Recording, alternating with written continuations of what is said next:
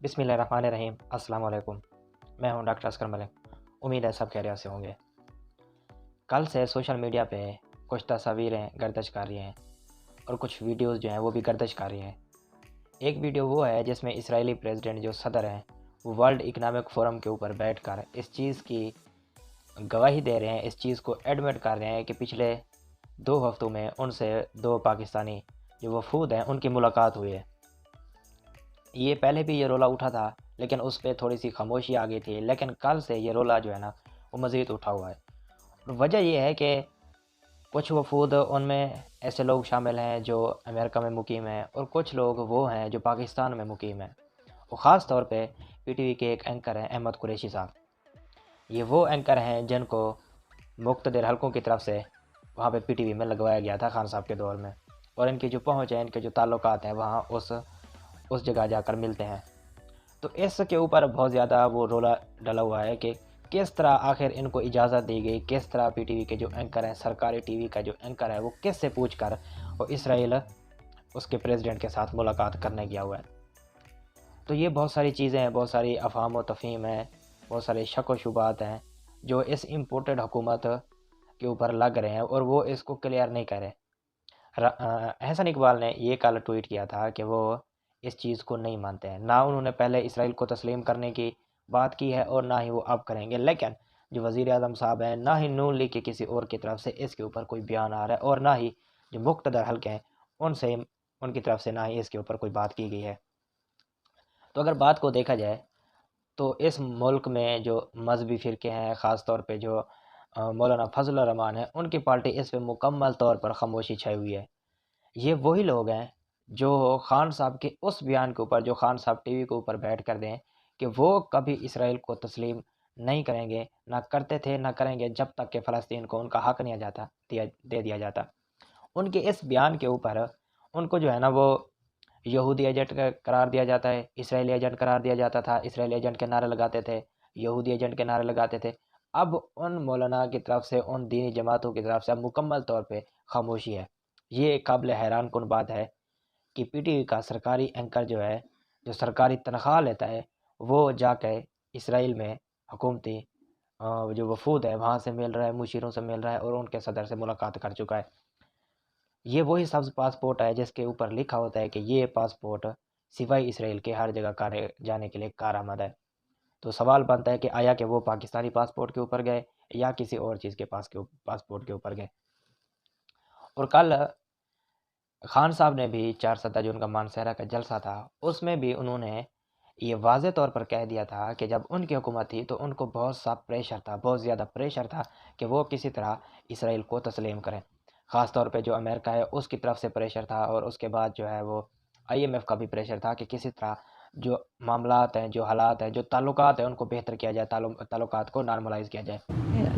आपके ऊपर डिपेंड करती हूँ, मैं अब नहीं अगर जानती। हम दुनिया में इसकी जो कॉन्सिक्वेंसेज़ हैं, इसकी जो सीक्वेंस है, अगर हम उसको देखें तो ये जो इसराइल को तस्लीम करने वाला ये जो ट्रेंड है, ये सदर ट्रंप के आने के बाद से जो है ना वो इसमें तेज़ी आई है। जैसे ही सदर ट्रंप आए हैं तो उसके बाद पहले सऊदी अरब ने उनको तस्लीम किया, उनके साथ ताल्लुकात नॉर्मलाइज़ किया, उसके बाद बहरीन ने, उसके बाद यूएई ने। और जितने भी ये जो सऊदी कंट्रीज़ हैं जिनके ऊपर मुसलमानों का एक एहतराम होता है, जिन मुसलमानों के दिल में, उन्होंने इसराइल को तस्लीम कर दिया। फ़लस्तीन को साइड पे रख के उन्होंने इसराइल के साथ उनको ताल्लुकात भी ठीक कर लिए, उनके साथ आना-जाना भी हो गया, उनके साथ फ़्लाइटें भी शुरू हो गई, उनके साथ तजारती मामलात भी शुरू हो गए। तो खान साहब का यही कहना है कि जब वो दौर हुकूमत में थे तो उनके ऊपर इसराइल को तस्लीम करने का बड़ा प्रेशर था। लेकिन वो अपने अकीदे तौर पर, मज़हबी तौर पर वो ये सोचते हैं कि अगर उन्होंने अगर इसराइल को तस्लीम कर लिया तो ये एक बहुत बड़ा गुनाह होगा और ये फ़लस्तीन के लोगों के साथ एक बहुत बड़ी ज़्यादती होगी। और जो कायद-ए-आज़म का एक एजेंडा था, जो कायद-ए-आज़म का एक नज़रिया था कि ये एक गैर कानूनी रियासत है वेस्ट की, उसके हम खिलाफ चले जाएँगे। वो चीज़ जिसकी बेसिस के ऊपर पाकिस्तान के फाउंडर ने ये पाकिस्तान बनाया था, उसके साथ नफ़ी होती है। लेकिन ये पीडीएम हुकूमत इस मामले पे बिल्कुल चुप है, क्योंकि ये ना तो कायद-ए-आज़म के नज़रिए के बारे में सोचते हैं, ना मुल्क पाकिस्तान के नज़रिए के बारे में सोचते हैं और ना जो अवामी ख्वाहिशात हैं, जो अवामी अ, जज़्बात हैं, उनकी कदर करते हैं। अगर हो सकता है, और वजह ये है कि पाकिस्तान में जो ताकतवर शख्सियत है, चाहे वो पाकिस्तान के अंदर से हों या पाकिस्तान के बाहर से हों, वो इन चीज़ों की कदर नहीं करते, इन चीज़ों की केयर नहीं करते। तो हो सकता है आने वाले कुछ दिनों में अगर ये इम्पोर्टेड हुकूमत के ऊपर इतना ज़्यादा प्रेशर आए तो हो सकता है वो इसको मान भी लें।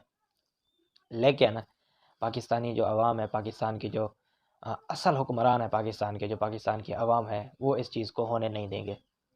और दूसरी बात मैं ये करता चलूँ कि पंजाब में जो लोट डी सीट हुए थे, तो इलेक्शन कमीशन ने वहाँ पे जो है ना वो 17 जुलाई को इलेक्शन करवाने का ऐलान किया है।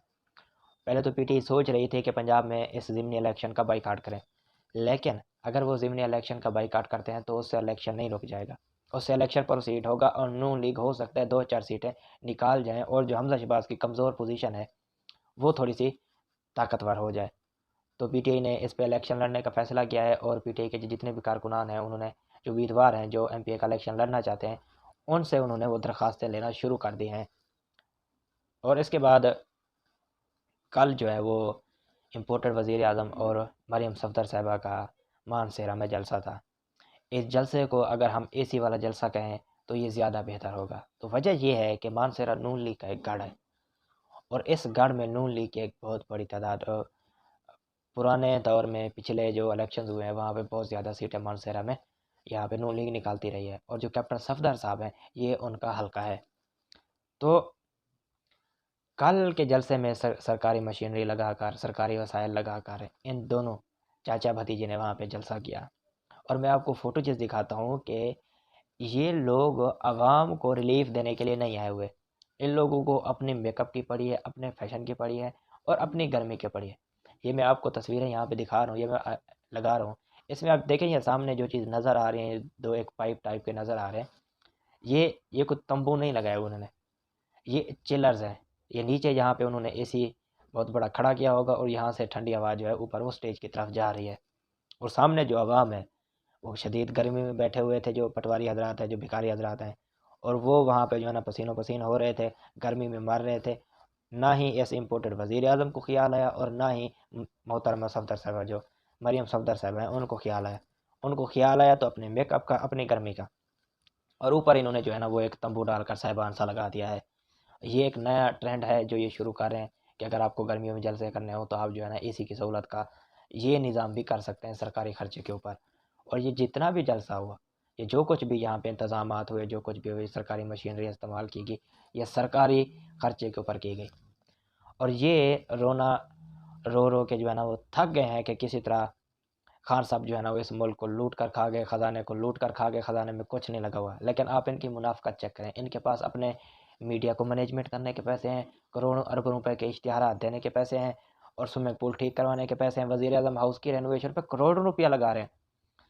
अपनी ज़रूरियात पे ख़र्च करने के लिए इनके पास बहुत से पैसे हैं, लेकिन आवाम की ज़रूरियात पे लगाने के लिए इनके पास 1 रुपया भी नहीं है। ये आवाम को सिर्फ़ और सिर्फ़ बेवकूफ़ बना रहे हैं। और मैं अपनी पाकिस्तानी कौम से कह रहा हूँ कि जब तक आप इन चोरों के खिलाफ नहीं खड़े होंगे, ये आपको ऐसे ही बेवकूफ़ बनाते रहेंगे और ऐसे ही जो है ना मुल्क को उसका बेड़ा गर्क करते रहेंगे।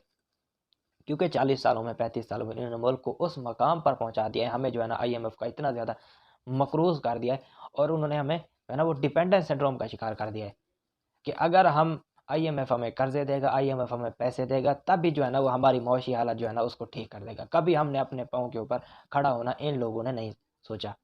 और खान साहब ने आकर जितनी थोड़ी सी कोशिश की तो जो अमेरिका था जो उसको पसंद नहीं आई बात, उन्होंने जो है ना वो रजीम चेंज का ऑपरेशन करके इन चोरों डकैतों को अपने साथ मिलाकर खान साहब को उतार दिया।